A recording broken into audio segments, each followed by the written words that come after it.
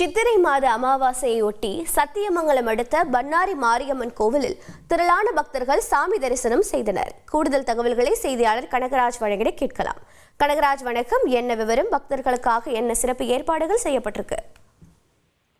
பன்னாரியம்மன் கோவில் சத்தியமங்கலம் அடுத்துள்ள அடர்ந்த வனப்பகுதியில் அமைந்துள்ளது. இந்து சமய அறநிலையத்துறையின் கட்டுப்பாட்டில் உள்ள இந்த கோவிலிற்கு தமிழகத்தின் பல்வேறு பகுதிகளில் இருந்தும் அண்டை மாநிலமான கர்நாடக மாநிலத்திலிருந்தும் பக்தர்கள் வந்து சாமி தரிசனம் செய்வது வழக்கம். இந்த நிலையில் இன்று சித்திரை மாத அமாவாசை தினம் என்பதோடு தற்போது கோடை விடுமுறை விடப்பட்டுள்ளதால் இன்று மேலும் ஞாயிற்றுக்கிழமை தினம் என்பதால் இன்று கோவிலில் அமாவாசை முன்னிட்டு பக்தர்கள் கூட்டம் அதிகரித்து காணப்பட்டது. காலை முதலே பக்தர்களின் வருகை அதிகரித்தது. இன்று அமாவாசை தினத்தை முன்னிட்டு பன்னாரியம்மன் சிறப்பு அலங்காரத்தில் அருள்பாலித்தார். அமாவாசை தினத்தை முன்னிட்டு சிறப்பு பூஜைகளும் நடைபெற்று வருகிறது. இதற்கிடையே கோவிலுக்கு வருகை தந்த பக்தர்கள் கோவில் முன்பு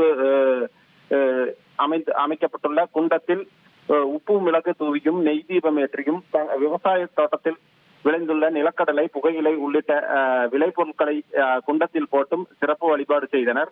மேலும் இந்த கோவிலில் பக்தர்கள் வசதிக்காக ஆங்காங்கே குண்டத்தின் முன்பு தகர சீட்டுகளால் செட்டுகள் அமைக்கப்பட்டுள்ளது. பக்தர்கள் நீண்ட வரிசையில் நின்று சாமி தரிசனம் செய்து வருகின்றனர். கோவில் 10,000க்கும் மேற்பட்ட பக்தர்கள் கூடியதால் திருக்கோயில் பணியாளர்கள் மற்றும் சத்தியமங்கலம் காவல்துறையினர் பாதுகாப்பு பணியில் ஈடுபட்டுள்ளனர். மேலும் பக்தர்களின் வசதிக்காக சத்தியமங்கலம், புஞ்சை புளியம்பட்டி உள்ளிட்ட சுற்றுவட்டார பகுதிகளில் இருந்து தமிழ்நாடு அரசு போக்குவரத்து கழகம் சார்பில் சிறப்பு பேருந்துகளும் இயக்கப்பட்டு வருகிறது.